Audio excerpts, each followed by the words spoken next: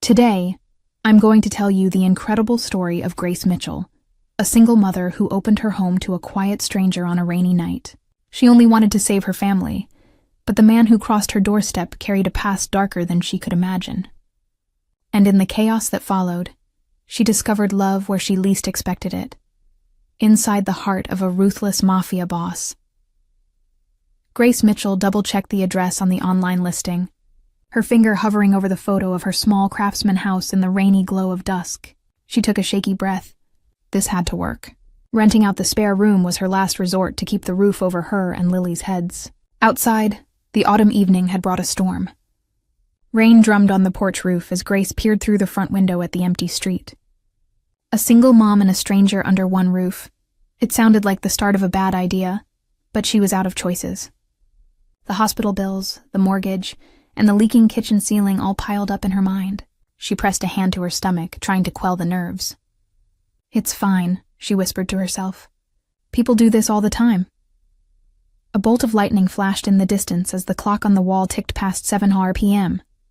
Her new tenant was late. She wondered if he'd changed his mind. Part of her would be relieved. Letting a stranger into her home made every protective instinct flare. But without the extra income, she didn't know how long she and her 6-year-old daughter Lily could hold on. The thought of Lily sleeping peacefully upstairs steeled Grace's resolve. She had to be brave for her little girl. The extra money from a renter could mean a stable life, maybe even a new pair of shoes for Lily, or paying off the last hospital bill from when Lily broke her arm last spring. Grace jumped as a sudden gust of wind rattled the screen door. She rubbed her arms, realizing she'd been standing tense in the entryway for too long. The room was dim except for the warm glow of a lamp in the hall and the blue flicker of the TV in the living room playing Lily's favorite cartoon on low volume. She'd let Lily fall asleep on the couch, waiting to say hello to the new friend coming to live with them. Grace had tried to explain the situation in gentle terms. "Mommy found someone nice who needs a place to stay, and he'll help us with money so we can keep living here." Lily had accepted that with the carefree trust of a child, more excited about a new face in the house than worried about the implications. Adults weren't so easily trusting. Grace knew too well the dangers of trusting strangers. But the background check she ran had come up clean, and the man, Nick, he called himself in the emails, had been polite in his messages. He was a traveling freelance writer, he'd said, looking for a quiet place to work for a few months. His company would pay generously for somewhere with a homey atmosphere. It sounded odd at first, but his references had checked out, at least on paper. And the rent he offered was above her asking price, almost too good to be true. The doorbell rang, sharp and decisive, cutting through her thoughts. Grace's heart leapt into her throat. "He's here." She hurried to the door and pulled it open, bracing herself with a polite smile. The sight on her porch took her breath for a moment. A tall figure stood in the rain, water dripping from a black baseball cap pulled low over his face. He wore a dark jacket that clung to broad shoulders, and in one gloved hand he carried a duffel bag. "Ms. Mitchell?" His voice was deep, with a rough edge, as if he didn't use it much. Grace nodded, finding her voice. "Yes, I'm Grace. You must be Nick." She had to raise her voice over the downpour behind him. He lifted his head slightly, enough that the porch light caught his face. Grace's first impression was of chiseled angles, a strong jaw peppered with dark stubble, a straight nose, and striking eyes of a gray-green hue that seemed almost otherworldly against the darkness. A faded bruise yellowed on his cheekbone just below a small scar. He looked exactly like the photo ID he had sent, handsome in a distant sort of way, but more imposing in person. A shiver skated down Grace's spine that wasn't entirely from the chill. Nick managed a polite smile, though it didn't quite reach those guarded eyes. "Sorry I'm late," he said. "The weather..." He didn't need to explain. The storm had only worsened. Grace stepped aside quickly. "Please, come in. You're soaked." Nick hesitated a split second before crossing the threshold, as if taking a moment to survey the interior even as rainwater pooled at his feet. Grace closed the door behind him, muffling the sound of rain. Now, in the warm light of the foyer, he removed the baseball cap and slicked back damp, dark brown hair. Without the cap, he looked younger than Grace had expected. Maybe mid-30s, with a few strands of silver at his temples that gave him a distinguished air. Still, there was something ageless in his stance, a wary tension like he was ready for anything. Grace offered a small laugh to break the silence. I'm sure the pictures in the listing didn't do it justice, she said, motioning around at the cozy foyer and living room visible beyond. It was a modest house, but she kept it tidy and warm. The smell of vanilla and cinnamon from a candle on the side table mixed with the scent of rain as Nick stepped further in. It's nice, he said quietly. He slipped off his wet shoes without prompting. An unexpected courtesy that surprised Grace. He set them by the door, water still dripping from the hem of his jacket. She noticed he carried himself carefully, like someone who didn't want to disturb a single thing in her home. And thank you for letting me stay on such short notice. Of course. Grace found herself studying him as he spoke. Up close, Nick's presence was even more intense. He was easily over 6 feet, with an athletic build under that damp jacket. As he shrugged it off, she saw the fabric of his gray Henley shirt cling to a well-defined torso. There were bruises on his forearms, too, just faint smudges. Perhaps he was clumsy or had been in some accident. She realized she was staring and quickly cleared her throat. Can I take your coat? He handed it to her, his hand brushing hers for an instant. It was ice cold from the rain, and Grace bit back a gasp at the shock of it. Nick withdrew quickly, a flicker of something like apology in his eyes. Grace hung the wet jacket on a hook by the door, trying to hide how her own hand trembled just a touch. She wasn't used to having a man in the house, especially not one radiating an aura of contained power like this. Before the silence could become awkward, Grace gestured down the short hallway. Let me show you your room. It's just this way. She kept her voice soft, mindful of the sleeping child nearby. Leading him past the living room archway, she glanced at the sofa where a little girl with honey blonde curls lay bundled in a purple fleece blanket, mouth slightly open in sleep. The cartoon had long since ended, and the TV now played a silent infomercial. Grace felt a pang of guilt. She'd hoped Lily could say hello, but it was past her bedtime.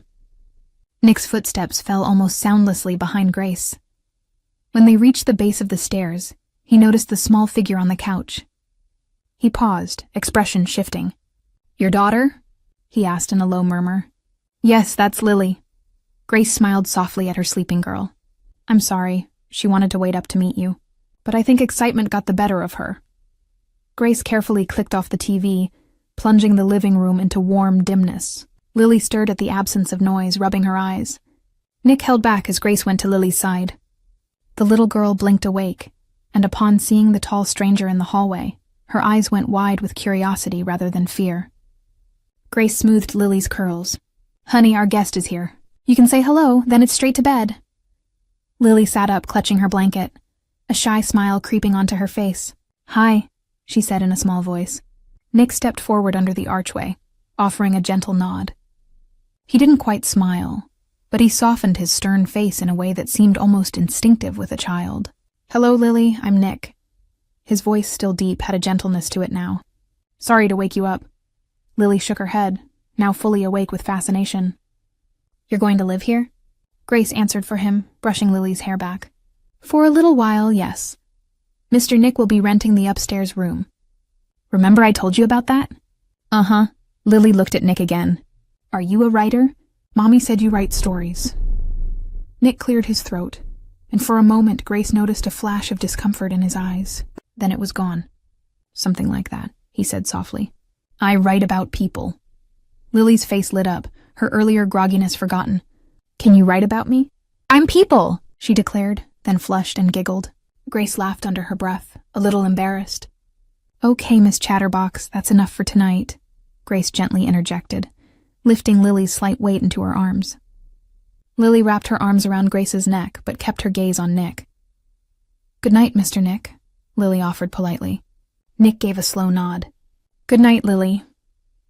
His eyes followed them with an unreadable expression as Grace carried her towards the stairs. It was nice meeting you. You too, Lily chirped sleepily. Grace felt Nick's gaze linger as she ascended the stairs with her daughter. She glanced over her shoulder and found him standing in the hall, duffel bag in hand, a solitary figure in her home. His guarded stance had relaxed a fraction. Maybe it was just a trick of the light, but Grace thought he looked almost wistful watching Lily wave goodbye over Grace's shoulder. After tucking Lily into bed and kissing her forehead goodnight, Grace returned downstairs. She found Nick where she'd left him, standing in the hallway. He had set his duffel bag at his feet and was quietly examining a framed photo on the wall. Grace's chest tightened for a moment. She knew which photo it was without looking. In the picture, a younger Grace smiled brightly at the camera with a baby-faced Lily in her arms, and her late husband, Mark, grinning beside them. It was taken just a year before the accident that took Mark's life. Nick turned at Grace's approach, his face impassive but respectful. If he guessed the story behind the photo, he said nothing. He simply waited, hands by his sides. Grace cleared her throat gently. "That was my husband," she offered softly, not sure why she felt compelled to explain. "He passed away 3 years ago." Something flickered in Nick's eyes. Sympathy, perhaps understanding. "I'm sorry," he said, voice sincere and low. There was a weight to his apology that made Grace feel he truly meant it. "Thank you." Grace managed a small, sad smile, then gestured toward the stairs. "Your room is upstairs. Let me show you." He picked up his duffel and followed her. They moved quietly to avoid waking Lily, ascending the creaky staircase. The house was old enough that every step announced itself. Grace hoped the noise wouldn't bother him during his stay. At the top of the stairs, Grace led him to the open door of the guest room.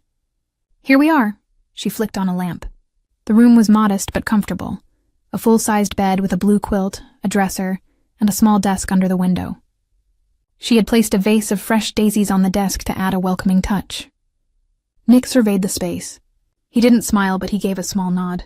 "This is perfect. Thank you." "Bathroom is right down the hall on the left," Grace said, keeping her voice soft. "We share it, but I'm used to coordinating from back when—" She trailed off, not finishing the mention of her husband again. "Anyway, feel free to use the kitchen any time. There's fresh coffee in the morning. I usually get Lily ready for school by 7. I hope that won't disturb you if you like to sleep in." Nick set his bag at the foot of the bed. "That's fine. I'm an early riser." He glanced at her, as if hesitating on something. Then he reached into his pocket and produced a thick envelope. "Here's the first month's rent, cash, as we discussed, and a bit extra up front. I prefer paying ahead." He extended it to her. Grace's eyes widened at the envelope's heft. She accepted it, feeling the surprising thickness of the bills inside. She hadn't expected so much at once. "Oh, thank you. This is—" She peeked and saw several $100 bills, more than enough for the month plus deposit. It was both a relief and faintly alarming to have that much cash in hand. "I appreciate it. You really didn't have to pay all at once." "I don't want to inconvenience you," he said simply. "Consider it a sign that I'm committed to staying for the agreed term." His tone remained polite, but distant enough to discourage further fuss. Grace nodded, tucking the envelope into her cardigan pocket for now. "Of course. Thank you." She cleared her throat. "Well, I'll let you get settled. If you need anything, extra towels, a midnight snack, feel free to knock on my door. It's just down the hall on the right." Nick met her gaze. For an instant, Grace felt those green-gray eyes search her face, as if he wanted to say something more.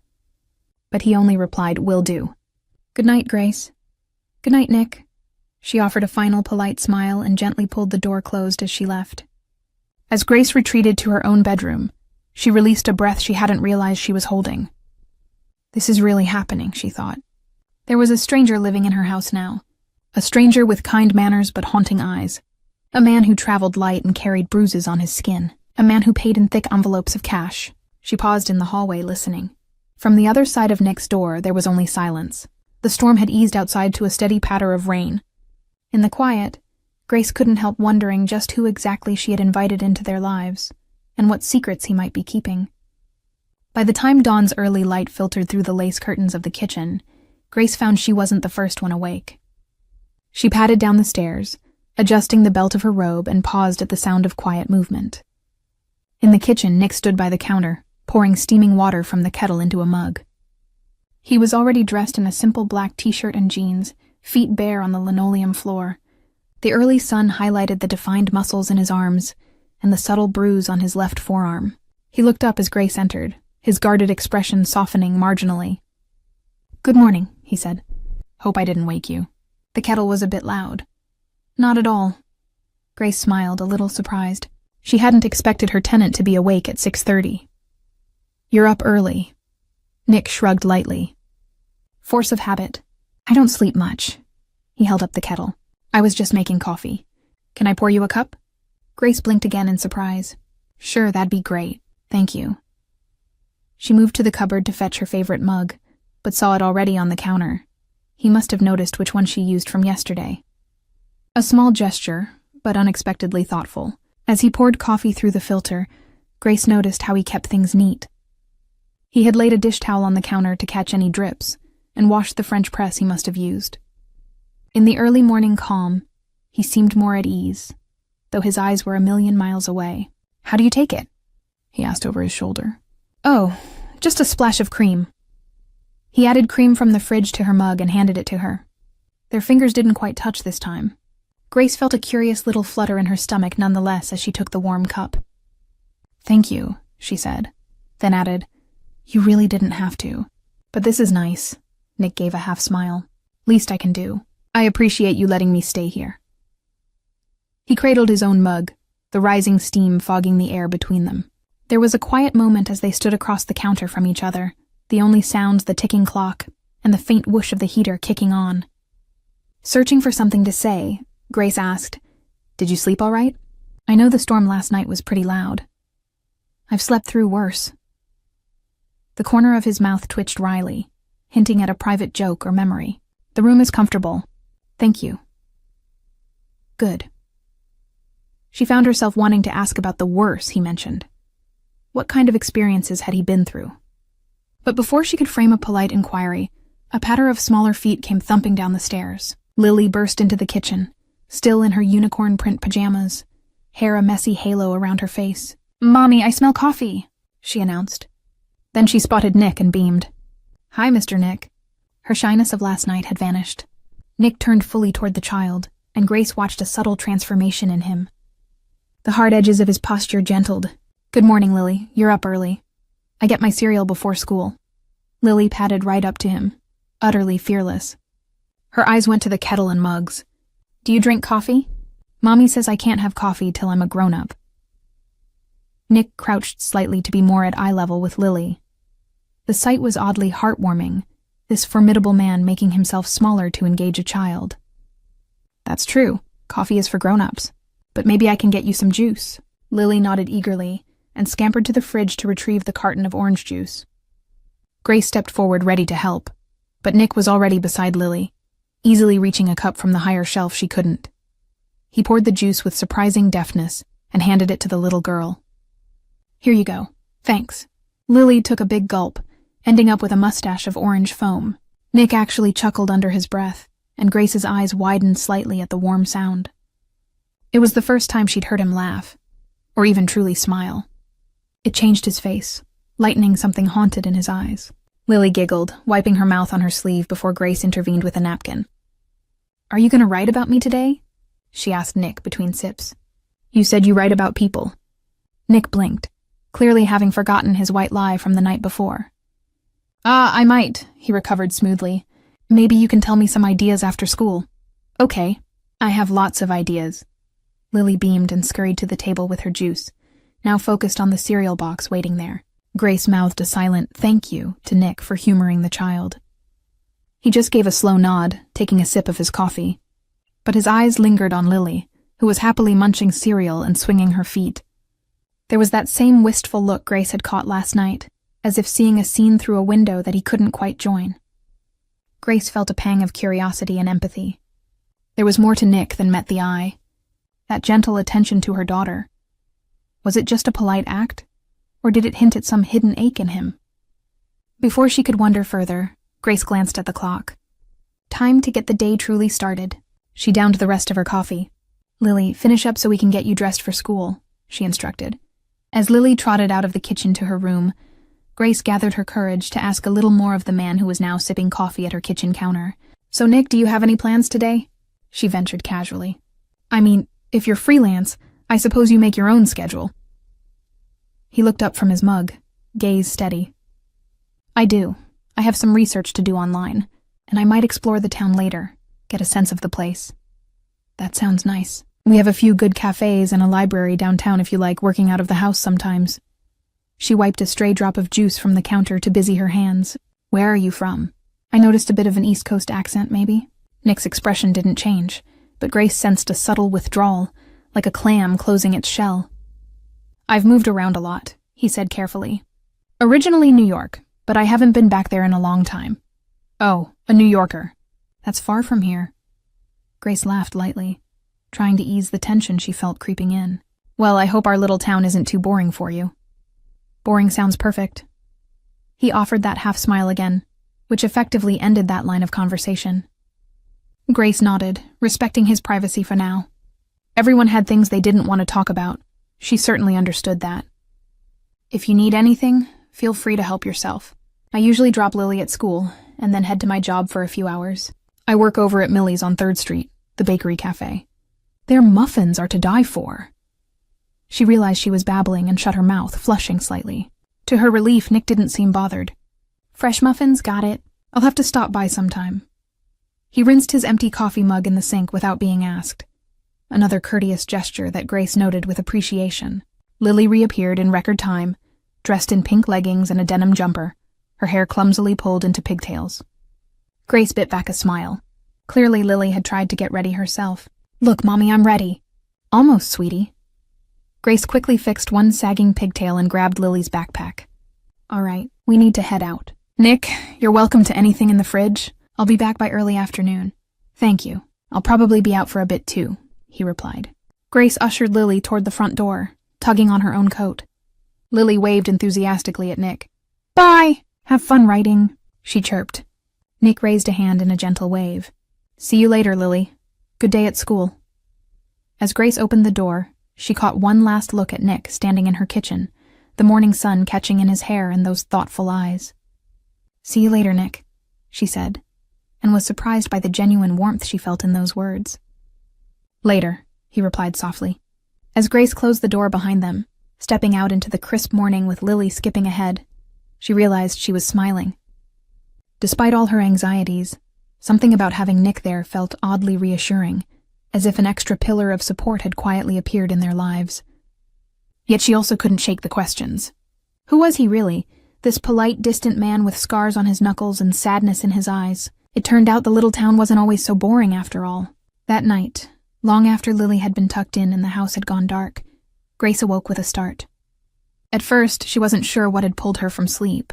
The digital clock by her bed glowed 2:13 a.m. in pale blue. The rain had stopped, leaving an eerie quiet. Grace held her breath. Then she heard it, a faint metallic clatter from outside near the back of the house. Her heart kicked into a faster rhythm. Probably a raccoon knocking over the garbage bin again, she told herself. Still, she slid out of bed and crept to the window. Peeking through the curtain, she could just make out the backyard lit weakly by a neighbor's security light. The silhouette of the old tool shed loomed. She squinted, and her pulse jumped as she saw a flicker of movement by the shed door. Grace's first thought was Lily. Was the door to her room shut? Was she safe? She hurried across the hall to Lily's bedroom and found her daughter fast asleep, her stuffed bunny tucked under her arm. Exhaling slowly, Grace gently closed Lily's door. She debated whether to call the police or maybe wake Nick. But what if it really was just an animal? She didn't want to bother him over nothing. Another soft thump from outside made up her mind. Heart in her throat, Grace tiptoed downstairs. She grabbed the heavy flashlight from the kitchen drawer, the only thing resembling a weapon that she owned, and quietly unlocked. The back door off the kitchen, a crisp chill hit her as she slipped out onto the back stoop. The grass was wet and shining with recent rain. In the faint light, she could see the padlock on the shed door jiggling. It wasn't her imagination. Someone was trying to break the lock. Grace's stomach lurched. Why would anyone want to get into her shed? The only things in there were an old lawnmower and boxes of Mark's leftover tools and junk. Summoning courage, Grace called out, "Who's there?" "I'm calling the police." Her voice came out steadier than she felt. For a second, the jiggling stopped. Grace tightened her grip on the flashlight. Then, with a burst of scraping metal, the padlock snapped, clearly cut by something, and the shed door inched open. A figure slipped out from behind the door. In the dim light, Grace saw a man in a hoodie, face obscured by darkness. He held something, a crowbar, gleaming in one hand. "Don't come any closer," Grace warned, raising the flashlight high like a baton.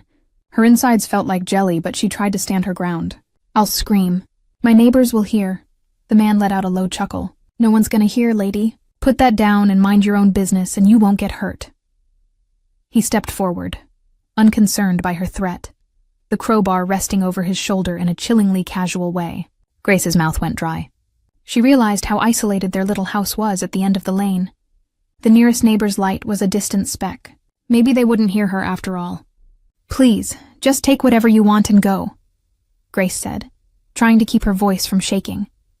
She wondered if he was after Mark's tools to sell, or worse, if he had seen her and Lily in town and had other intentions. The thought made her knees weak. The intruder kept advancing. "What I want isn't in the house. Just some valuables I heard might be in this shed." Valuables?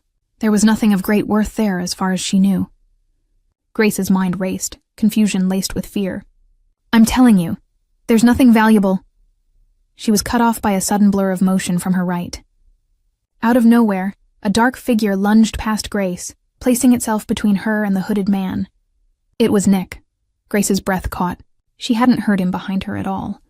He must have been awakened by the voices. Now he stood a few paces ahead of her on the lawn, shirtless and barefoot in just sweatpants, as if he'd jumped straight out of bed. His stance was lethal calm, body balanced on the balls of his feet. "She told you to leave," Nick said quietly. In the silence of the night, his low voice carried an unmistakable warning. The intruder halted, startled by Nick's sudden appearance. "Back off, buddy, this doesn't concern you," he spat, recovering with bravado. He swung the crowbar down threateningly. Grace's heart was in her throat. The contrast between the two men under the weak light was stark. The intruder was scrappy, medium build, his movements jittery. Nick, on the other hand, was tall, solid muscle, and preternaturally still, like a predator locking onto prey. "I won't ask again," Nick said, steel in his tone. "Drop it and leave." Something in Nick's voice or posture must have registered as dangerous, because the intruder faltered. But whatever sense of self-preservation he had was quickly snuffed by anger or desperation. "Screw you!" the man growled and rushed forward, raising the crowbar with a wild yell. Grace screamed, "No!" She watched in terror as the man brought the metal bar swinging toward Nick's head. It all happened in 2 blinks of an eye. Nick sidestepped with inhuman reflexes.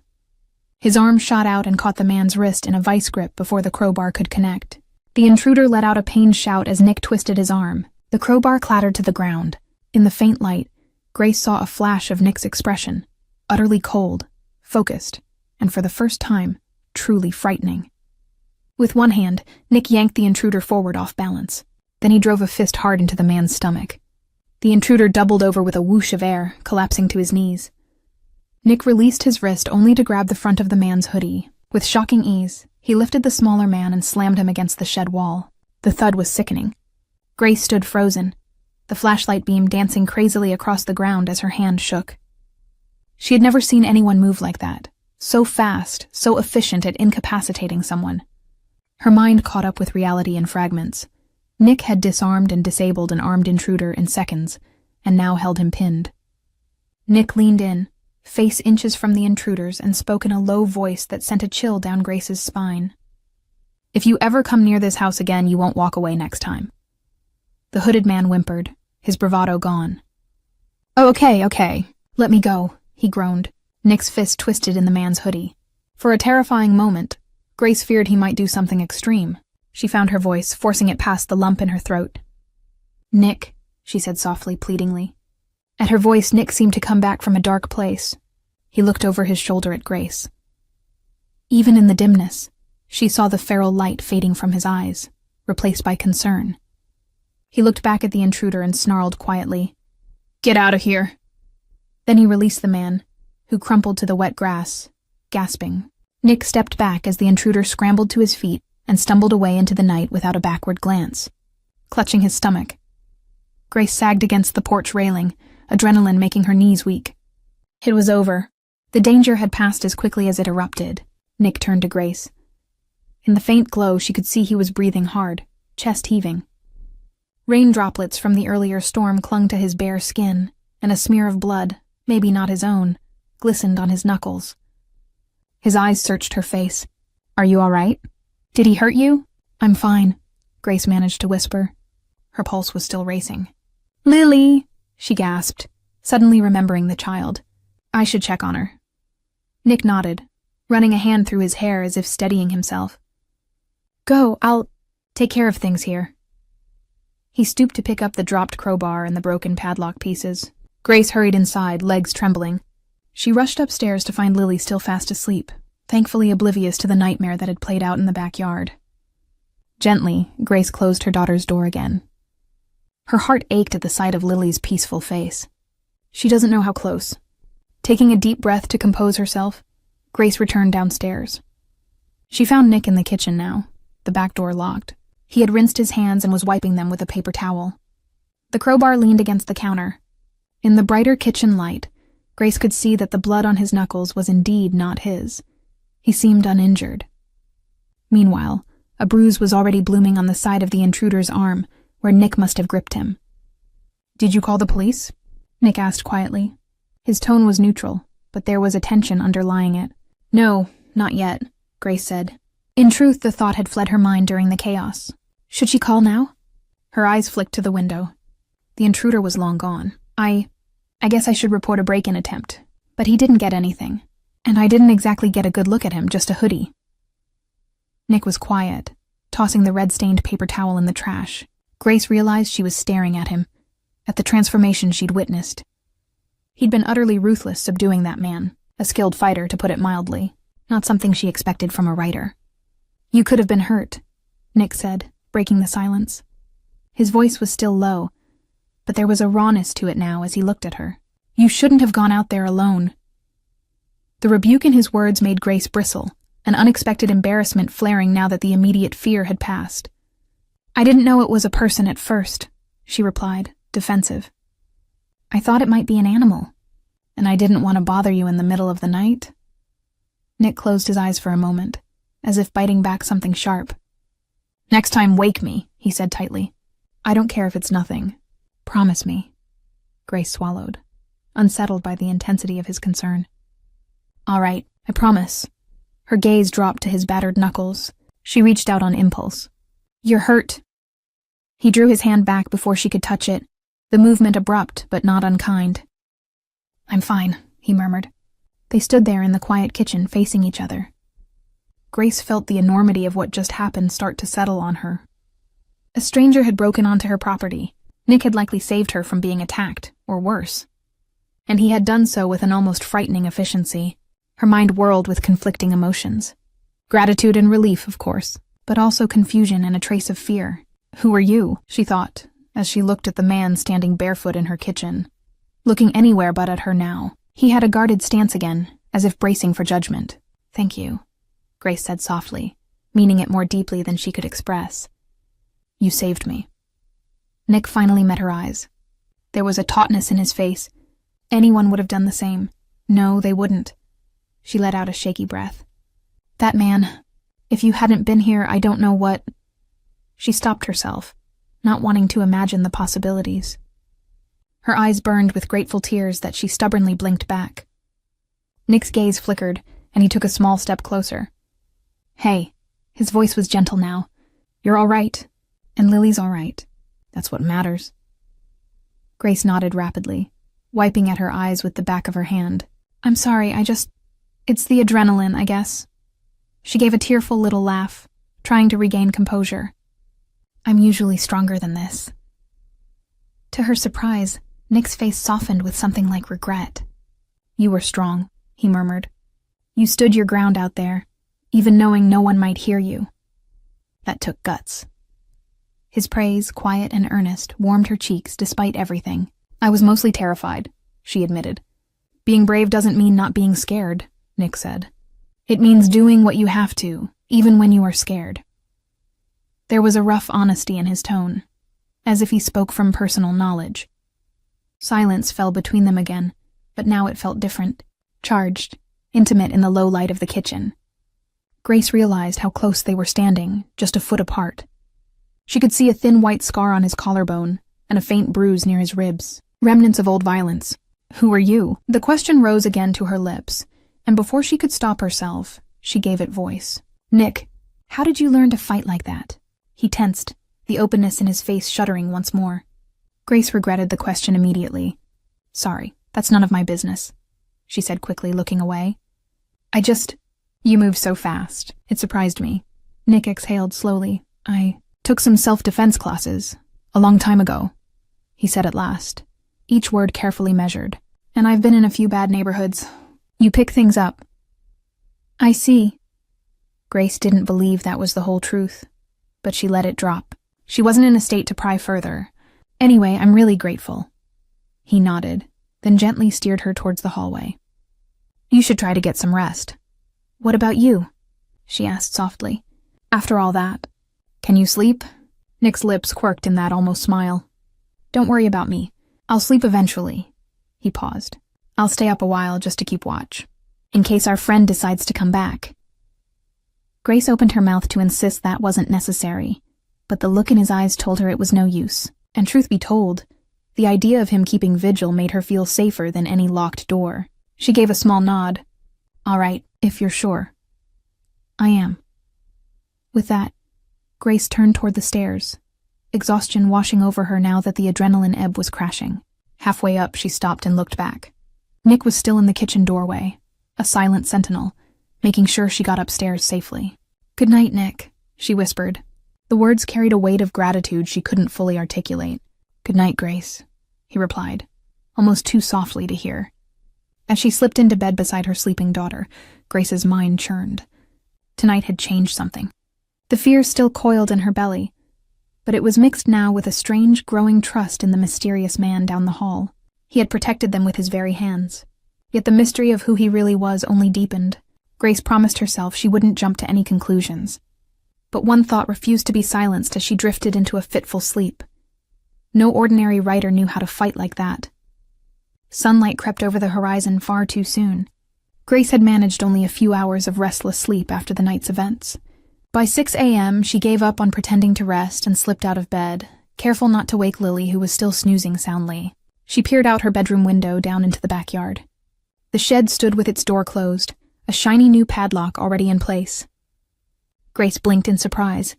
Had Nick already? She threw on jeans and a sweatshirt and hurried downstairs. The back door was locked, but when she stepped outside, the evidence was right there. A brand new heavy-duty lock securing the shed, and the bent remains of the old lock discarded in a neat pile on the porch railing. Grace found Nick around the side of the house, crouched by the outdoor breaker box with a screwdriver in hand. He had put on a hoodie against the morning chill, the hood thrown back as he concentrated on tightening a loose screw. A small toolkit lay open beside him, likely from Mark's collection in the shed. Nick, she called softly so as not to startle him. He looked up, then stood. Morning, Grace. He sounded as alert as if he'd been up for hours, which perhaps he had. Her gaze went from the new padlock to the breaker box. What are you doing? He finished with one more twist of the screwdriver and closed the metal panel. Reinforcing a few things. The intruder last night might have been scouting. Sometimes they cut power to disable alarms. He pointed to the box. I've secured it with a padlock too, just in case. And I replaced the shed lock. Grace absorbed that. He'd woken up and taken it upon himself to fortify her home before dawn. That's very thoughtful. You didn't have to. Nick began gathering the tools back into the kit. It's nothing. After what happened, better to be safe.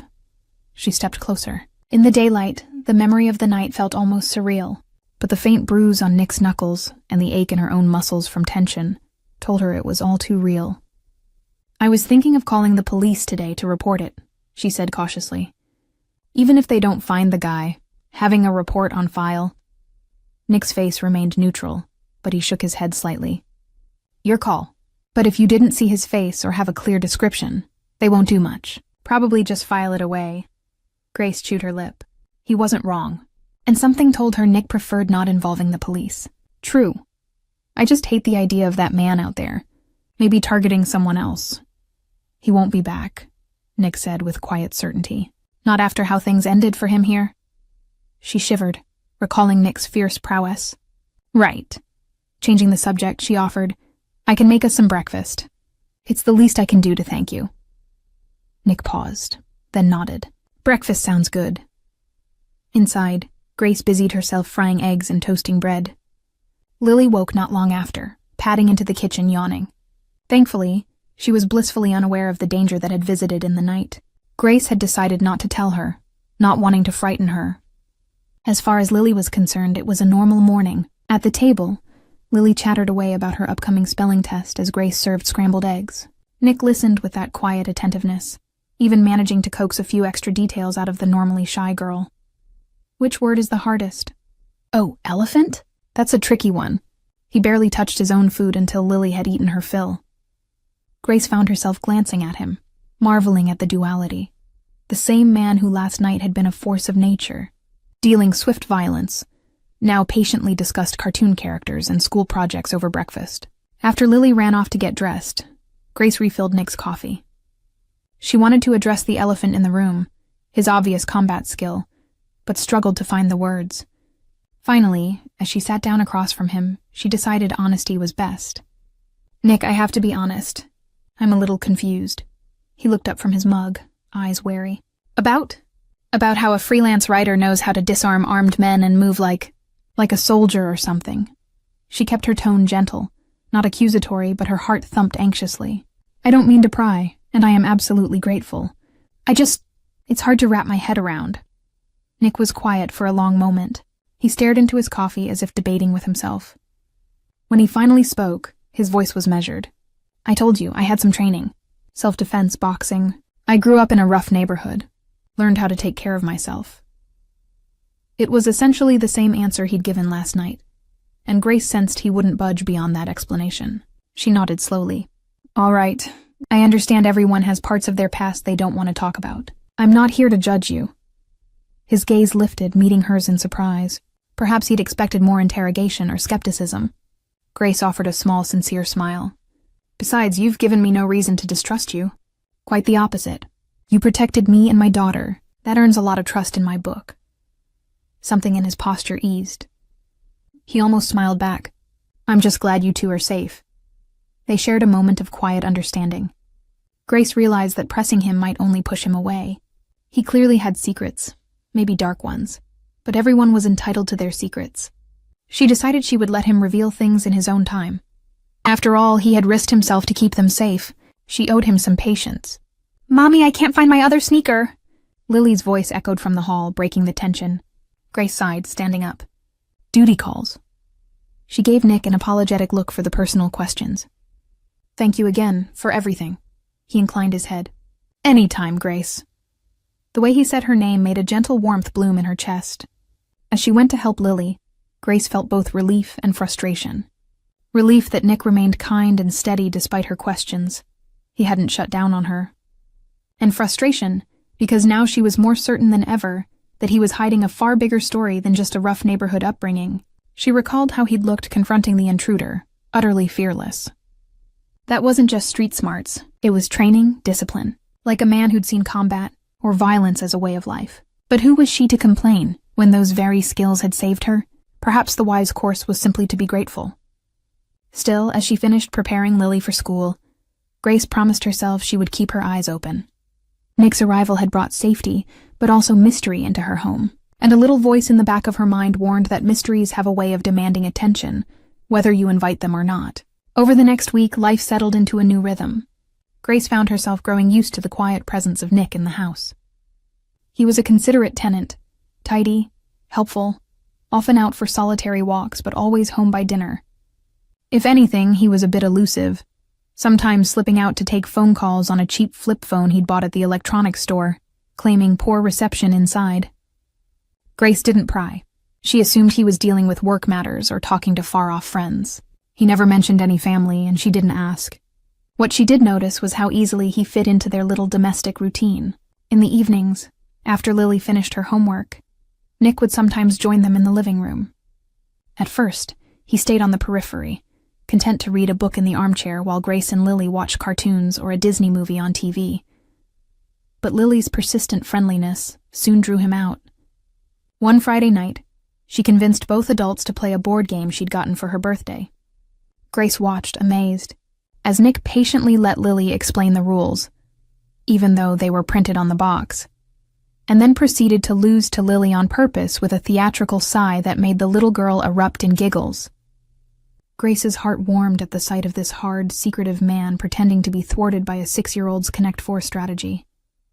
Later that same night, with Lily fast asleep, Grace and Nick remained on the couch, a gentle awkwardness between them as they realized they'd been enjoying each other's company far past the point of necessity. A classic movie was playing on the TV, one Grace loved from her youth. To her surprise, Nick recognized it and made an offhand comment about the cinematography. That sparked a quiet but earnest conversation that lasted through half the film. They spoke in low voices so as not to wake Lily, touching on childhood favorites, then drifting to more personal topics. Grace found herself telling him about how Mark used to love old films too, and how hard it had been after he died, learning to be both mother and breadwinner. It wasn't a story she opened up about easily, but something about Nick's attentive silence encouraged her. Nick in turn offered a few sparse details about his own past. He admitted he'd lost people too. More than I'd like to think about, he said with a distant look. He didn't name them, but the pain in his eyes was raw and real. Grace sensed that was as close as he'd come to baring his soul, and she squeezed his hand before she realized what she was doing. "I'm sorry," she murmured, "for whoever you lost." He had looked at her then, their hands touching, and for a charged moment, Grace felt something unspoken pass between them, a current of empathy, and perhaps a flicker of something more. Nick gently withdrew his hand after a moment, not rejecting her comfort but seeming unsure what to do with it. "Thank you," was all he whispered. They finished the movie side by side on the couch, not quite touching, but the warmth of companionship filling the space between them.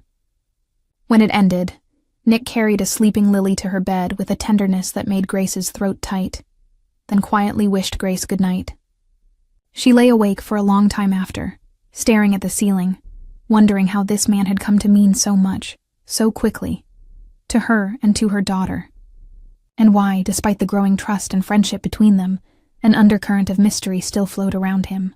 Another week passed in relative peace, until one chilly Wednesday night when Grace noticed Nick pacing the living room after Lily had gone to sleep. A storm was gathering outside, wind rattling the windows. Grace was folding laundry on the couch, casting occasional glances at him. He seemed deep in thought, jaw tight, as if waging an internal debate. Finally, she broke the silence. "Everything okay? You seem restless." Nick paused as if surprised he hadn't hidden it better. He offered a faint, reassuring smile that didn't fool her. "I'm fine, just a bit of cabin fever maybe. I might step out for some fresh air, clear my head." Grace looked at the dark, gusty night beyond the window. "Now? It's almost 11 and looks like it might storm." Concern laced her voice. He grabbed his coat from the hook. "I won't go far, promise." He hesitated, then added, "I have my phone if you need me. I'll be back soon." Something in his tone made Grace uneasy. It sounded faintly like a goodbye, but she didn't want to pry or appear paranoid. "All right. Be careful," she said softly. Nick gave her one last long look, an intensity in his eyes as if he wanted to say more. Then he nodded and slipped out into the night. Grace's unease only grew as minutes ticked by. The storm broke shortly after midnight, rain slashing against the house. She had gone to bed but couldn't sleep, staring at the ceiling and listening for any sound of Nick's return. A gnawing worry chewed at her. Where would he go so late? Was he really just clearing his head, or was there more? It was nearly 1 a.m. when she finally heard it, a car engine laboring outside, then the crunch of tires on her gravel drive. Grace sat bolt upright. Through the bedroom window, she saw a dark sedan, headlights off, roll to a stop by the house. Fear spiked. Who could that be?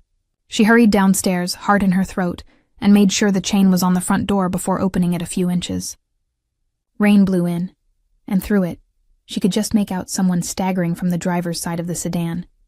Nick. He was clutching his side, one hand pressed to his torso, the other braced on the car door. Even in the dark, Grace saw something wet and dark covering his forearm and seeping between his fingers. Blood. "Oh my God, Nick!" Grace fumbled the chain off and flung the door open. He half collapsed against the doorframe, panting. Inside, he ground out. His voice was strained with pain. Grace threw her arm around his waist, helping haul him indoors. The weight of him nearly buckled her knees, but adrenaline fueled her strength. She kicked the door shut against the rain. "What happened?" she gasped, lowering him onto the entryway bench. Her hands came away from his side, warm and slick. He was bleeding badly. Nick shook his head.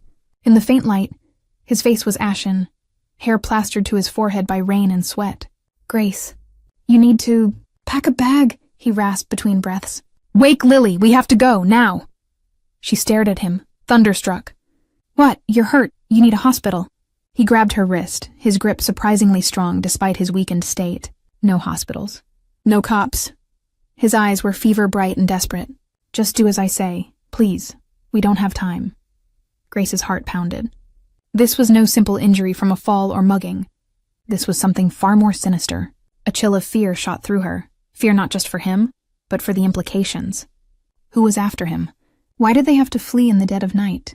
Nick, I don't understand. A sudden flash of headlights through the front window cut her off. Another car was coming down the lane fast. Nick's head jerked toward the light. A curse escaped under his breath. They followed, he muttered. With visible effort, he pushed himself upright, swaying. Grace, listen. Grab Lily and get to the car. Back door, now. Outside, the second car screeched to a halt. Through the rain-streaked window, Grace saw two silhouettes inside. Panic flared in her chest. Whoever it was, they had chased Nick, and now they were here. Go! Nick snarled, but his voice was cracking, his strength clearly waning. He stumbled toward the hall table, yanking open the drawer where he'd stashed something earlier. A gun. Grace's eyes widened as she saw him slide a pistol out, chamber around with a grim, practiced motion. Lightning flashed, and in that stark white light, Grace saw the man before her not as the quiet tenant she'd come to know, but as someone else entirely, dangerous, wounded, and determined to protect her at any cost. She didn't waste another second. Grace turned and sprinted upstairs, her mind racing in terror. She snatched a sleeping Lily out of bed, wrapping the confused child in her blanket. Mommy? Lily murmured, half awake and alarmed. Shh, it's okay, baby, Grace whispered, voice shaking as she tried to sound calm. We're going on a little adventure, okay? Keep your eyes closed. Lily clung to her neck, sensing the fear. Grace rushed back down as the first pounding hits rattled the front door. Someone was trying to break it in. Nick was by the kitchen now, gesturing furiously to the back door. My car's in the drive. Get her in, lay her down, and stay low. I'll cover you. His breathing was labored, but his eyes were sharp with resolve. Grace's hands shook as she fumbled with the back door lock. She heard wood splintering in the foyer. The front door wouldn't hold much longer. Nick, please, she pleaded, terrified to leave him. He pressed the keys to the sedan into her hand. Go, he barked, forceful and authoritative. I'm right behind you. Protect Lily. Hearing Lily's name snapped Grace into action. Cradling her daughter tightly, she pushed out into the rain and darkness, sprinting across the short path to the car. The cold downpour drenched them in seconds. Grace yanked open the back door and laid Lily across the back seat. Stay down, sweetie, okay? Lie flat and don't move, she urged. Lily, now fully frightened, nodded tearfully and curled up as instructed. A gunshot cracked through the night and Grace's heart stopped. She spun toward the house, rain blinding her. In a flash of lightning, she saw the front door had burst open. Two dark figures were in the foyer. One advancing inside, another lingering at the threshold. Another shot rang out from inside. Nick! Grace's blood ran cold at the thought of him facing armed pursuers alone and injured. Mommy! Lily whimpered from the back seat. Grace forced herself into motion. She scrambled into the driver's seat, hands slipping on the wet door handle. The keys! She jammed them into the ignition and turned them. The engine coughed to life. Over the roar of rain, she heard muffled shouting from the house, and another crack of gunfire. Every instinct screamed to go back for Nick, but he'd told her to protect Lily. Tears mingled with rain on her face as she put the car in reverse, inching it back from the house to give Nick room to get in. Please, let him get in. A figure suddenly emerged from the back door, running towards the car. Grace's heart leapt. Nick. He clutched his side with one hand and the gun in the other, his face a mask of determination and pain. Behind him, another figure barreled out the door, raising a weapon. Nick, watch out! Grace screamed, barely audible in the storm. Nick twisted as a shot rang out. He staggered but didn't fall, returning fire with two quick blasts that sent the pursuing figure diving for cover. In a heartbeat, Nick reached the passenger side of the sedan. Grace leaned over and shoved the door open. He practically fell into the seat. Go! He shouted, voice raw. Grace didn't hesitate. She slammed her foot on the gas. The car fishtailed in the mud before the tires bit into the gravel and lurched forward. Gunfire popped behind them, a bullet shattering the back windshield. Lily screamed from the floor of the back seat. Grace bit back a sob, gripping the wheel white-knuckled and ducking her head as they sped away from the house. Headlights flashed in the rear view. The second car was turning to follow. They're coming after us! Grace cried, panic rising as the outline of a black sedan gained on them down the country road. Nick was breathing hard beside her. "Take a left at the next intersection, toward downtown," he managed between pained breaths. Grace's mind raced. Downtown meant more streets, maybe traffic even at this hour, and possibly somewhere public. But also potentially more witnesses, maybe even police if they were lucky. She clung to that hope and the one thing she trusted implicitly right now, Nick's directions. She squealed around the left turn onto Oak Street, the tires slipping on wet asphalt. The pursuing car swerved to follow, its headlights glaring like angry eyes. "Keep going, don't slow down," Nick urged, turning in his seat to look behind them. Lightning flickered, illuminating his profile and the smear of blood down the side of his jacket. Grace's stomach lurched at how much he might be hurt. But he was focused, eyes narrowed at the car chasing them. As they roared onto Main Street, Grace saw the empty town square ahead. Businesses were dark at this hour. Only the street lamps gave any light. The rain fell in torrents, making visibility poor. Suddenly, Nick reached over and yanked the wheel. "Right!" he barked. Grace gasped, and turned just in time to make a sharp right onto a side lane behind a row of shops. She nearly lost control on the slick pavement, but Nick's hand over hers steadied the wheel. The sedan skidded into the narrow alley, momentarily out of sight of their pursuers. Before Grace could breathe, Nick was grabbing the emergency brake. He pulled it up hard, and at the same time, shoved the gear into park. The car jolted to a stop. "What are you—" Grace started, but Nick was already throwing his door open, gun in hand. "Stay here. Keep her down," he ordered fiercely, and then he was gone, disappearing into the rain and darkness of the alley.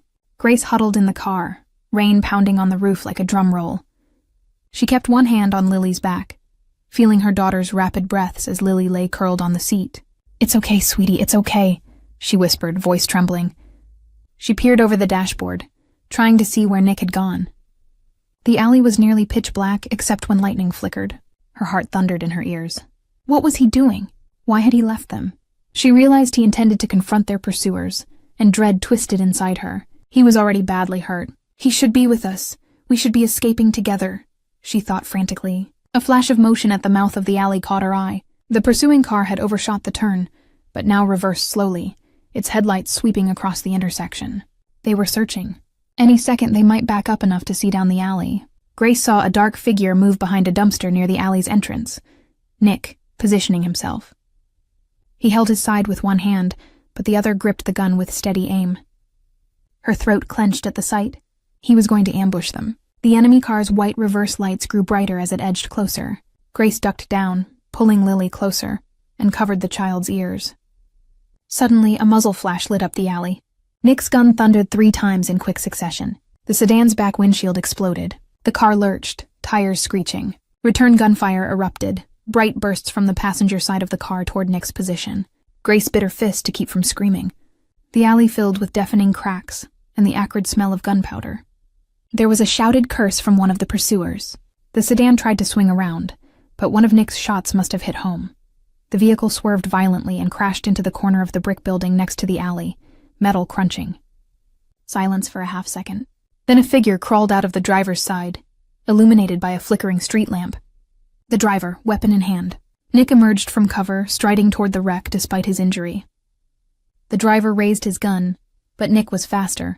A single shot from Nick, and the man crumpled onto the wet pavement with a splash. Another thug staggered out from the passenger side, coughing, his arm hanging limp. He saw Nick, and with a desperate yell, charged at him, swinging a knife that glinted in the rain. Grace couldn't stay passive.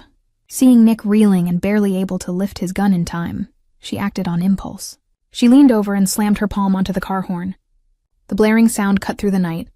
The charging man flinched at the sudden horn, his step faltering for just a split second. Enough. Nick fired once. The man stumbled, the knife clattering from his hand as he collapsed onto the alley floor, motionless. Grace lifted her hand off the horn, breathless. She scanned for any other movement. Nothing but the rain and the 2 slumped shapes by the smoking car. Nick stood over the second man for a moment, chest heaving. Then his knees buckled and he caught himself on the crashed car's trunk. "Nick!" Grace couldn't stay put any longer. She scrambled out into the rain, leaving the engine running and doors open. She dashed to his side. He had slumped against the wreck, one hand pressed harder against his bleeding side. His face was pale under the street lamp's glow. Grace gingerly touched his shoulder. "Nick, are you—" His gun was still in a white-knuckled grip. At her voice, he started to raise it reflexively, eyes wild. "It's me." "It's Grace!" she exclaimed, hands up. Recognition dawned in his eyes and he lowered the weapon. "Grace," he panted like it was a relief just to say her name. He coughed, swaying on his feet. Grace moved under his arm, bearing his weight. "They're down. We have to go before anyone else comes." Adrenaline made her voice steadier than she felt. The smell of gasoline from the wrecked car prickled her nose. A fire could start. Nick nodded weakly. He allowed her to guide him back toward their car. The rain washed the blood from his fingers in pink rivulets that swirled down the pavement. He was bleeding too much. Grace's stomach churned in fear. She got him into the passenger seat. He practically fell in. Lily peeked up from the back, sobbing with relief when she saw her mother return. "Mommy, is it over?" Grace climbed into the driver's seat, meeting her daughter's terrified eyes in the rearview mirror. "It's over, baby. We're okay," she managed, though her voice cracked. "Stay down just a bit longer, all right?" Lily obeyed, curling back into a ball. As Grace threw the car into gear and sped out the far end of the alley, Nick finally let the gun slip from his hand. It fell to the floor mat with a thud. He slumped against the window, breathing shallowly. "You okay?" he murmured. "Am I okay?" Grace nearly laughed and sobbed all at once. She kept her eyes on the road, adrenaline still flooding her veins. "Nick, you're the one who's—" She bit back the rest, not wanting to alarm Lily further. "Hold on, we're going to get you some help." He made a noise that might have been a grim laugh. "No hospitals?" he mumbled, voice barely audible over the rain and engine noise. "No, I know, but I need to stop the bleeding." Grace's mind raced for a safe haven. She didn't dare go back to her house or anywhere public like a hospital. Then she remembered. The old summer cabin Mark's parents owned by the lake, about 30 miles outside town. It had been sitting empty since Mark's father passed. No one would be there this time of year. It was rustic, but it had running water and a first aid kit at least. Swallowing her fear, Grace headed for the highway. With shaking fingers, she dialed 911 on her phone, intending to anonymously report the location of the shootout to get emergency services there. Maybe that could delay anyone following them. But after ringing twice, she hung up, uncertain. If the attackers had any connections, involving the police might backfire, and what would she even say? Instead, she tossed the phone aside and focused on driving. 10 minutes later, on a dark highway cutting through dense forest, the adrenaline that had kept Grace going began to ebb. Pain and exhaustion crept in. She realized her left forearm stung.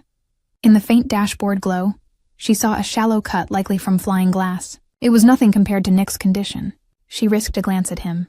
His head was lolling back against the headrest, eyes closed. For one heart-stopping second, she thought he wasn't breathing. But then he grimaced and sucked in a breath through clenched teeth. He was holding consciousness by a thread. "Stay with me, Nick," Grace pleaded softly. His eyes fluttered. "Lily," he rasped. Grace checked the mirror. Lily had finally cried herself into an exhausted sleep, curled up on the back seat floor. She looked unharmed, thank God. "She's okay. Try not to move. We're almost safe." Nick's hand groped weakly until it found Grace's on the gear shift. His fingers closed over hers. "Grace, I'm sorry," he breathed. "I never wanted to drag you into—" A wet cough cut him off. "Shh, don't talk." Her throat tightened at the feel of his blood-slick hand clutching hers. "Save your strength." He fell silent, but his hand remained over hers, trembling each time the car hit a bump. Grace kept her other hand firm on the wheel, forcing herself to concentrate through the blur of tears in her eyes. At last, the turnoff for the lake came. Grace maneuvered the sedan onto a narrow dirt road flanked by looming pines. The storm had dwindled to a drizzle. After a couple of winding miles, the headlights illuminated a small A-frame cabin at the end of the path, perched near the black expanse of the lake. It looked dark and deserted. "We're here," she whispered, more to herself than to Nick, who was barely responsive now. Grace parked and hurried to get Lily first. The girl was groggy but awake, whimpering at the sight of the unfamiliar cabin. "It's all right, sweetie. We're safe here," Grace assured, though her voice quivered. She carried Lily up the creaky porch and set her on an old couch inside. The cabin smelled of dust and mildew, but at least it was shelter. "Stay here, I need to help Mr. Nick, okay?" Lily nodded numbly, clutching her blanket. Grace ran back to the car. Nick hadn't moved. "Nick," she said urgently, patting his cheek. He groaned, eyelids half-masked. "That was enough for now." She pulled his arm around her shoulder. "Come on, lean on me." Using every ounce of strength, Grace half dragged, half walked him up the porch steps and inside, where he collapsed onto the wooden floor, unable to go further. Lily let out a frightened cry, seeing him sprawled and bloodied. "Is he gonna die, Mommy?" Grace's heart clenched. No, he's not," she said fiercely, praying it was true. "Lily, I need you to be brave and bring me that metal box on the shelf." She pointed to an old first aid kit box perched above the fireplace. While Lily fetched it, Grace tore off Nick's soaked jacket and shirt. The sight beneath nearly undid her. A bullet wound oozed blood just above his right hip, and a deep gash slashed across his ribs on the opposite side, perhaps from the fight or another near miss. His torso was mottled with old scars as well, ghostly evidence of past violence. She pushed down a surge of panic. "Focus. He's alive. Keep him that way." Lily brought the kit and Grace thanked her, sending her to get blankets from a cupboard. "Press this here, as hard as you can for just a minute," Grace told Nick, placing his hand over the bullet wound. He grimaced and did as told, blood welling between his fingers. Grace's mind raced back to basic first aid training. She grabbed a bottle of whiskey Mark's dad kept in the kit for disinfectant and poured it liberally over both wounds. Nick hissed in pain, muscles tensing. "I know, I'm sorry," Grace murmured. Working quickly, she used clean rags to wipe away blood and get a better look. The bullet wound had an exit. Thank God no bullet lodged. But he'd lost a lot of blood. She packed it with gauze and pressed firmly. Next, the gash. It was long but not too deep. She could close it with the butterfly bandages she found. Her hands shook as she adhered the tape, trying to remember everything from an old CPR class. Nick was going in and out of awareness, low groans slipping from his lips. Lily hovered nearby, tears in her eyes, but bravely holding a lantern she'd found, illuminating Nick's body for her mother. "You're doing good, honey," Grace encouraged her, voice tight. Finally, Grace wound rolls of bandages around Nick's midsection, securing the dressing over the bullet wound and the taped gash. The bleeding seemed to be slowing. Nick's breathing was shallow but steadier than before. When Grace gently pressed the back of her hand to his forehead, he felt clammy, but not as cold as earlier. She slumped back onto her heels, blood on her clothes and hands, exhaustion threatening to overwhelm her.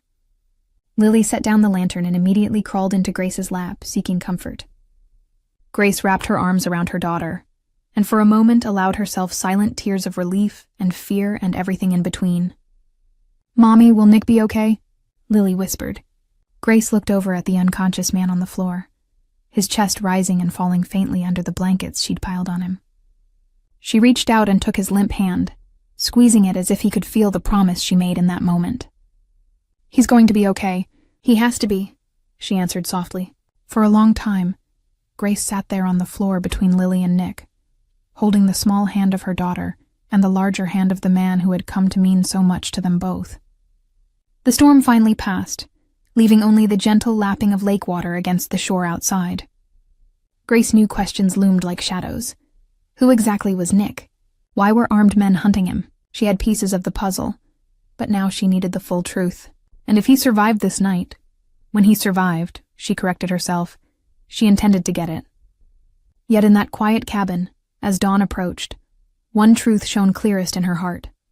Whatever his past, he had nearly died protecting them. The thought of losing him carved an ache in her chest she couldn't deny. At some point, exhaustion took hold, and Grace drifted into a light sleep against the couch. Lily curled up in her lap, their hands still joined with Nick's. When Nick finally stirred, morning light was filtering through the dusty cabin windows. Grace was at his side in an instant, easing him back when he tried to sit up. "Easy," she murmured, relief flooding through her. "You're okay. Well, you're alive. That's a start." Nick blinked, disoriented. His eyes darted around the unfamiliar cabin, then found Grace's face hovering over him. "Grace, Lily," he croaked. "She's safe. She's outside picking flowers by the porch. I told her to stay close," Grace said. She'd sent Lily out with a task to keep her occupied and away from the worst of their conversation. "We're at an old family cabin of mine. No one knows about it. We should be safe for now." Nick let out a slow breath, some tension draining from his bruised face. "You patched me up?" "Best I could." Grace managed a small smile. "You'll live if that's what you're asking, though you might have a scar or two to add to your collection." She tried to keep her tone light, but inside she was swirling with questions and emotions. He gingerly touched the bandages on his side and winced. Thank you, he said softly, eyes meeting hers with gratitude and something like shame. Grace, I'm so sorry. I never wanted any of this to touch you or Lily. Grace drew a shaky breath. Now was the time. Nick, or whoever you are. Her voice trembled despite her resolve. I need you to be completely honest with me. No more half-truths, no more lies. Please. I deserve to know what we're caught in the middle of. Nick closed his eyes, a muscle in his jaw ticking. When he opened them again, they glistened with regret. You're right. You do. He swallowed, his throat dry. First, and my name. My real name is Dominic Moretti. Grace's brow furrowed. The name rang faint bells. Maybe from news? She wasn't sure, but she stayed quiet, letting him continue. He paused, as if the words were hard to form. I'm the boss of a crime family back east. Or I was. Until a few weeks ago. Shame and bitterness mingled in his tone. Everything I told you about being a writer was a cover. I was hiding. There was an internal dispute, a power struggle. My second-in-command tried to have me killed. I barely escaped. I came out here to disappear for a while. Grace felt like the floor was tilting. Even though she'd suspected something criminal, hearing it confirmed was dizzying. A crime family, she repeated numbly. As in, the Mafia? He nodded once, eyes downcast. Yes, my family. I was born into it. I took over young after my father died. I did a lot of things I'm not proud of, Grace. His voice cracked slightly. But I never wanted to hurt innocent people. And I swear to you, I never wanted any harm to come to you or Lily. Grace stood up, needing a moment to process. She paced the small space between the couch and kitchen area, running a hand through her hair. Her heart pounded with a mix of fear, betrayal, and something else she couldn't name. So every day in my house you were lying to my face about who you were. Her words came out more sharply than she intended. All that talk about writing, moving around. I had to lie, Dominic said, pain in his expression that had nothing to do with his wounds. If you knew, you wouldn't have let me stay. And I needed a place to lay low. I thought I could keep you out of it entirely. Just be a tenant, pay in cash, mind my business. But, he trailed off, guilt and regret plain on his face. But then you saved my life. She stopped and looked at him, tears of anger and gratitude and confusion welling. And Lily's. God, I don't even know what I'm feeling right now. I should be terrified of you. You've probably hurt people or worse. She couldn't bring herself to say killed, though it hung in the air. She had seen him shoot those men last night after all. Dominic's eyes filled with anguish.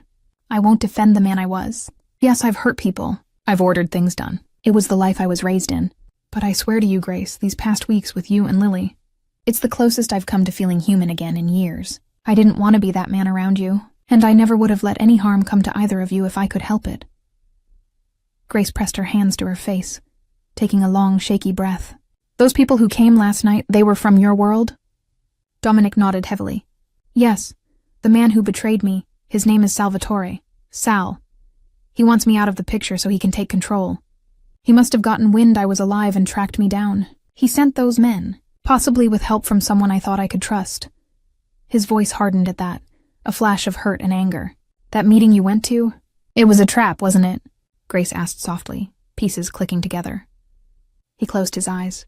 Yes, a former friend arranged to meet, claimed he had intel for me. Instead, he led Sal's hitmen right to me. I managed to escape, but not before. He gestured to his bandaged side. I drove to the house because I didn't know where else to go. I'm sorry I brought them to you. Grace stepped closer, arms wrapped around herself. She could see how much speaking of the betrayal cost him. If you hadn't come, they would have found us undefended. You likely saved us by showing up when you did.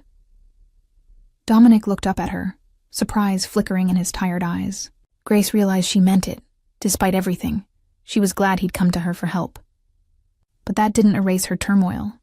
What happens now? She asked quietly. Is Sal going to keep chasing you? Chasing us? He struggled to sit more upright against the couch. He won't stop until he's sure I'm dead. I need to get you and Lily far away from this. I have money, resources stashed. I can get you into hiding, new identities. Grace's eyes widened. Listen to yourself. New identities? On the run? Lily is 6 years old. Emotion swelled in her voice. She just started first grade. She has friends, a life. We can't just disappear. Dominic's face fell. I know, I'm sorry. This is my fault. I brought this danger into your lives. He ran a trembling hand through his hair. Once you're safe, I'll draw them away. Maybe turn myself into the feds, cut a deal to take Sal down. I don't care what happens to me as long as you two are all right." Grace's breath caught. The thought of him turning himself in or sacrificing himself made her chest ache unexpectedly. "Don't talk like that," she murmured. He gave a small, sad smile. "It might be the only way. I should have done it years ago. Maybe I would have if—" He hesitated, then admitted quietly, "if I hadn't been too proud, or too afraid of what I'd become without that life." Grace kneeled beside him, her anger tempered by the raw honesty in his voice. "Dominic," she said softly, the name unfamiliar on her tongue. He looked at her, eyes haunted. "This is a lot for me to take in, and I am angry you lied. I'm scared of what might happen. But after all you've done for us, I can't just let you hand yourself over to be killed or locked up. There has to be another way." A tear escaped down her cheek. Almost unconsciously, Dominic reached out to gently wipe it away with his thumb. His touch was warm, careful, as if he thought he had no right to it. "I will never forgive myself for putting you and Lily in danger," he said, voice thick. "These past few weeks, you two became light in my life I didn't realize I was missing. I don't deserve it, I know, but—" He broke off, jaw tight as more emotions threatened to crack his composure. Grace covered his hand with hers on her cheek, holding it there. "You saved us. Again and again. That has to count for something." Her heart pounded at her own words, recognizing them as truth. He looked down at their joined hands, scars and all. "If anything happened to either of you," he whispered, "I wouldn't have wanted to go on. I've done terrible things, Grace, but you and Lily, you make me want to be better. To be worthy of—" He didn't finish the sentence, but Grace's breath caught at the implication. Before either could speak, the cabin door creaked open, and Lily padded in, clutching a handful of wilting wildflowers. She approached Dominic cautiously. "Mr. Nick, or, Dominic," she said in a small voice. Grace realized Lily must have overheard at least some of their talk. "Are you feeling better?" Dominic summoned a smile for her. "A little better, thanks to your mom." Lily carefully set the flowers on his lap. "These are for you. Mommy says flowers make people feel better when they're hurt." Dominic's composure visibly wavered. He touched the petals with a rough, blood-stained fingertip, as if they were the most delicate thing in the world. "They're beautiful. Thank you, Lily." His voice was husky. Lily gave him a quick, gentle hug around the shoulders, mindful of his injuries. Dominic froze for a half-second, then wrapped one arm around the little girl, eyes closing as he returned the embrace softly. Grace watched, emotion swelling in her chest. Whatever else Dominic was, the tenderness in that moment was real. Lily pulled back and looked at him seriously. "Are the bad guys gone now?" Dominic exchanged a glance with Grace, then answered, "The ones from last night won't hurt us anymore." He didn't sugarcoat or lie, Grace noted, but he also didn't mention the ones who might still be out there. Lily seemed satisfied for now. "Good. You won't let them hurt Mommy or me, right?" A flash of pain crossed his face, likely at the knowledge that he'd brought those dangers in the first place, but he cupped Lily's cheek gently. "Never. I'll do everything I can to keep you both safe. That's a promise." Lily nodded solemnly, then announced, "I'm hungry." The normalcy of her statement in the midst of chaos made Grace and Dominic share a quiet laugh. "I'll see what I can whip up, sweet pea," Grace said, standing and mussing her daughter's hair. In truth, the pantry stores here were sparse, but she recalled some canned soup that might still be good, as she went to heat a makeshift meal on the old propane stove. She kept an eye on Dominic and Lily. Lily sat cross-legged next to him, chatting about how she counted 9 deer outside and asking if Dominic liked animals.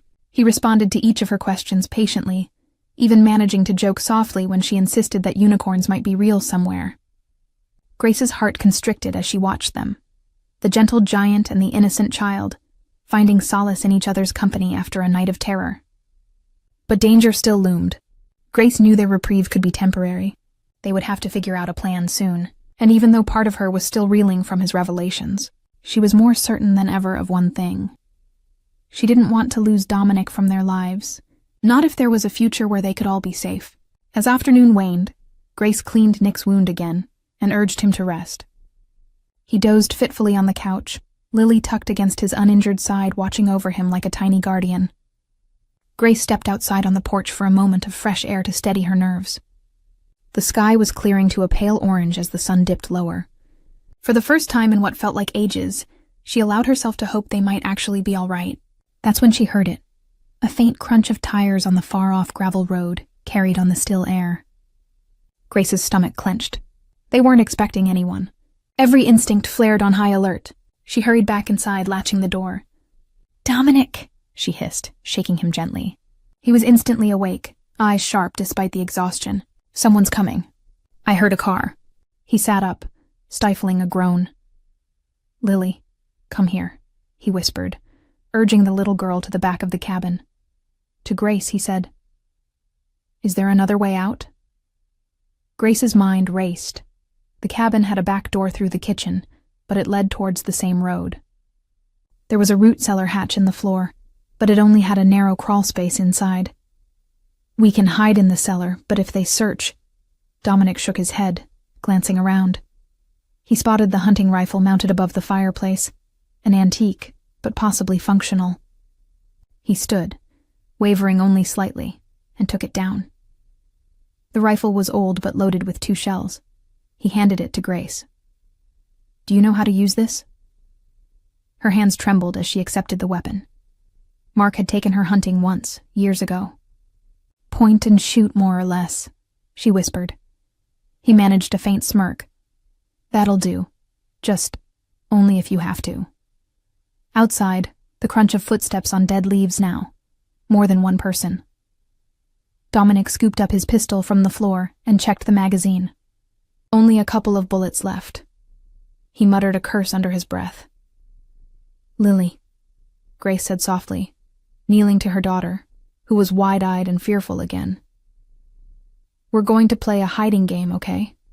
See that little door?" She pointed to the rug they'd already pushed aside, revealing the wooden hatch to the root cellar. Lily nodded, tears brimming. "I need you to hide in there and be very quiet no matter what, until Mommy or Dominic comes for you.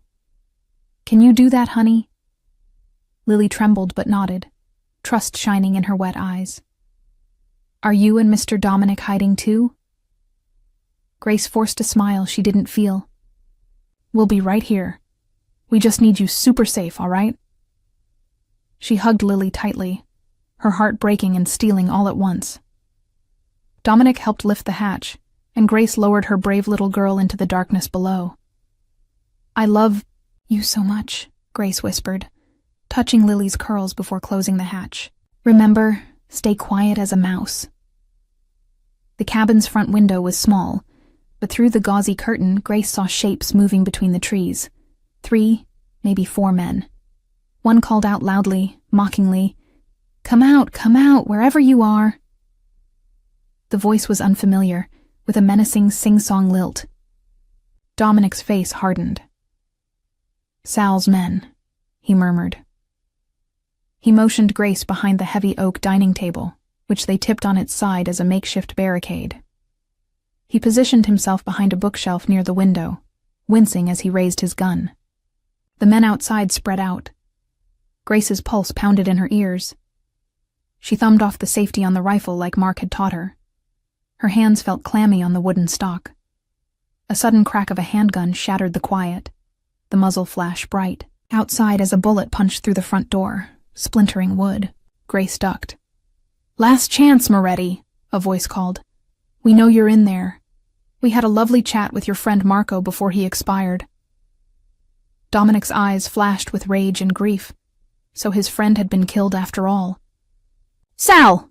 he shouted back, voice fierce. "Let's end this!" Grace's blood ran cold. The underboss himself was here. "Gladly," Sal's voice answered. "Light it up, boys." Gunfire erupted, bullets thudding into the cabin's facade. Windows shattered. Grace felt glass shards spray over them. She covered her head, heart hammering as wood splinters flew. Dominic popped up and fired 2 shots toward the muzzle flashes. A grunt of pain told them he hit one. Grace dared to peek over the table. She saw a man fall by a tree, clutching his leg. But another figure was darting toward the side of the cabin. "They're flanking," Dominic hissed. Grace remembered the back door. She jumped up, leaving the cover of the table, and sprinted to the kitchen just as the back door burst open. A burly man stormed in, pistol raised. Without hesitation, Grace raised the rifle. The blast was deafening in the small kitchen. The recoil knocked her back a step.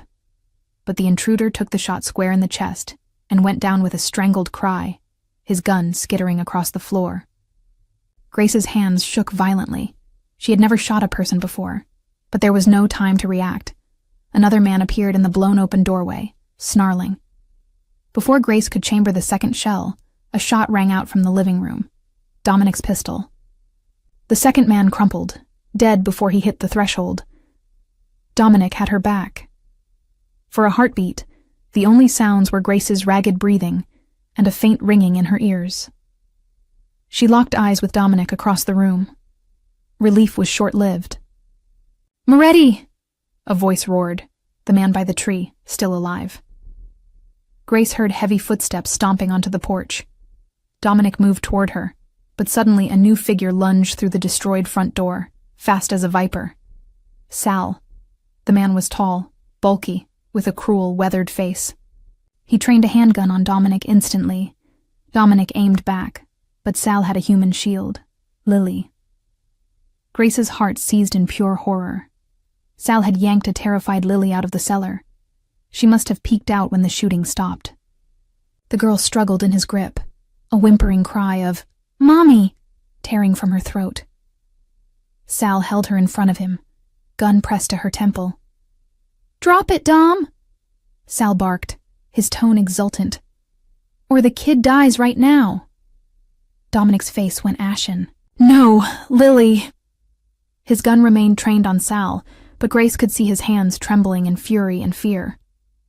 "Dominic," Grace said in a strangled voice, raising her hands in surrender and stepping out from the kitchen with the rifle lowered. She could barely breathe. "Do as he says. Please." She caught Dominic's agonized gaze. Lily's wide, tearful eyes were on them both. Every second stretched taut. Then slowly, Dominic bent and set his pistol on the floor, kicking it away. He raised his hands, chest heaving with rage and desperation. "Let her go, Sal. This is between you and me." Sal sneered. "Touching. You always were weak under that tough act, Dom. Playing house with this little family, did you honestly think you could get away from who you are?" He laughed, a harsh grating sound. "You're a dead man walking. But don't worry. I'll take good care of what's left of the Moretti Empire once you're gone. Maybe I'll even raise this little girl as my own. Teach her the business." Grace's fear ignited into fury. She saw Dominic's fists clench, but unarmed and injured, he was helpless to stop Sal from pulling the trigger. Sal began to tighten his aim on Dominic's heart. In that split second, Grace knew what she had to do. Sal was so focused on Dominic that he'd edged slightly to the side, giving Grace a partial angle. And Sal had likely assumed she was out of ammo after one rifle blast. He assumed wrong. Grace slowly shifted her stance, the rifle still in her hands at her side. Her finger slid to the second trigger. Every fiber of her being screamed to wait for the shot. Lily was so close to him, no margin for error. Dominic locked eyes with Grace. He gave the smallest nod, trust and pleading all at once. He understood. He would distract Sal for one critical moment. "If you want me, come and finish it," Dominic snarled, taking one step forward. "Leave them out of it, you coward." "Daddy, no!" Lily cried out innocently at Dominic's movement, the word bursting from her lips by instinct, her first time calling him that, and it shattered something in Grace's chest. Sal barked a cruel laugh and moved the gun toward Lily. "Maybe I'll just start with—" Grace raised the rifle in one fluid motion, aiming at the only target she had, Sal's head, half exposed above Lily's. She pulled the trigger. The blast was deafening. Sal's head snapped back as the bullet struck true. For a split second, he stayed upright, a look of shock on his face.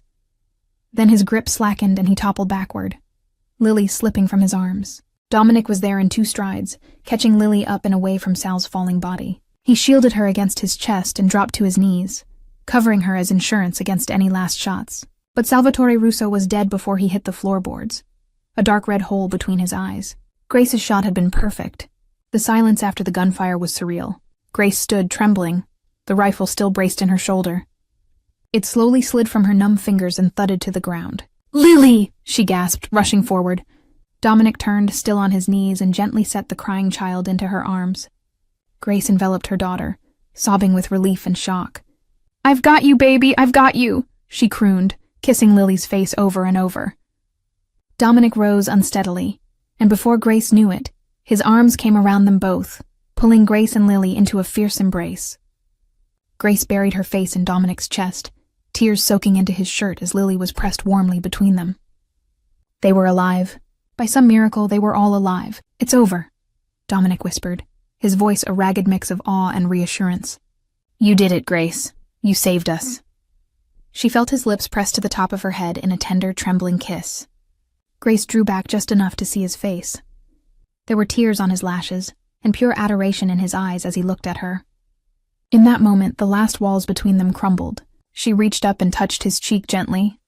"We saved each other." Her voice shook with everything she felt.